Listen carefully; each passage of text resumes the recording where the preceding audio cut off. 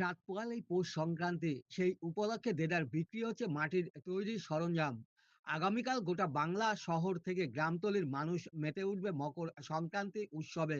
পৌষ সংক্রান্তি বা মকর সংক্রান্তি হলো ভারত উপমহাদেশীয় সংস্কৃতিতে উদযাপিত মধ্য শীতকালীন ফসল উৎসব। এটি বাংলার পৌষ মাসের শেষে এবং ইংরাজি মাসের ১৪ই জানুয়ারি কখনো বা ১৫ই জানুয়ারি অনুষ্ঠিত হয়। বাংলায় আর ৫ টা উৎসবের মতো এই মকর সংক্রান্তি আনন্দের সাথেই উদযাপন করা হয়। যদিও চিরাচরিত নিয়ম মেনে আজও বিভিন্ন প্রান্তে মকর সংক্রান্তি উপলক্ষে বিভিন্ন অনুষ্ঠানেরও আয়োজন করা হয়। বিশেষ করে এই দিনে পিঠে, পুলি, পায়েস তৈরি করা হয়। এটা বহু বছরের হয়ে আসা এক সংস্কৃতি।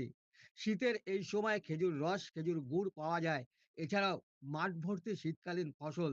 তবে এই মকর সংক্রান্তি উপলক্ষে শহর থেকে গ্রামের মানুষদের মধ্যে উৎসাহ অনেকটাই বেশি দেখা গেল। তো এই কালকে হলো আমাদের পৌষ পার্বণ।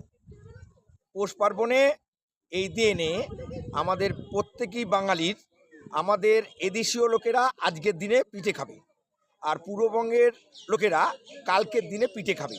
এইটাই হলো রেওয়াজ, এটা হলো রীতি আমাদের। তো মানে যে পৌষ পার্বণ, হ্যাঁ, এইটা কি একদম পূর্বপুরুষ ধরে হয়ে একদম আসছে? পূর্বপুরুষ, একদম পূর্বপুরুষ। আচ্ছা, মানুষ সারা সৃষ্টি বছর আগে। কেন হয় না তাহলে? সারা বছর হলেও এই আজকের দিন এবং কালকের দিন এটা হবেই। সারা বছর হোক আর না হোক, সারা বছর হলেও ভালো, না হলেও ভালো, কিন্তু আজকে এবং কালকে এই দুটো দিন হতেই হবে। এটা রীতি রীতি রীতি আচ্ছা, রীতি। এতে কি কোনো পুজো বা কোনো ধর্মীয় কোনো নিয়ম আছে? এইটাই হলো ধর্মীয় নিয়ম। এই যে পিঠে খাবে, এইটাই হলো ধর্মীয় নিয়ম। সকালবেলা উঠে ঘরদোর নেববে, ওই পিঠের সাজ বসিয়ে দেবে চালের গুঁড়ি দিয়ে, ভোরবেলা হলে শাঁখ বাজাবে। এটা কি বাস্তু পুজো করা হয়? বাস্তু পুজো করা, প্রত্যেকে তো বাস্তু পুজো থাকে না। আচ্ছা। যারা যারা বাস্তু পুজো থাকে তাদের বাস্তু পুজো করে, প্রত্যেকের বাস্তু পুজো থাকে না। কিন্তু ওই উঠোনের মধ্যে যে চালের গুঁড়ি দিয়ে সে আলপনা টালপনা দেওয়া ইত্যাদি ইত্যাদি করে। এই দিনটা কতটা আনন্দ হয় আপনাদের? আনন্দ তো অবশ্যই।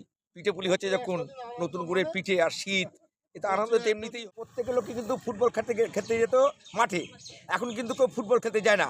এখন ঘরের মধ্যে কিন্তু ফোন নিয়ে গুতোগুতি করে, ফোন দেখে সারাদিন 24 ঘন্টা। এইবার আজকে আছে বলে কালকে থাকবে কি না থাকবে এটা বলার ক্ষমতা আমার নেই, আমার বাবারও ছিল না। কি নাম আপনার? আমার নাম সুদীপ রায়চৌধুরী। আপনি কি এইখানকার স্থানীয়? আমি এখানকার স্থানীয় লোক, এদেশীয় ঘটি আমি।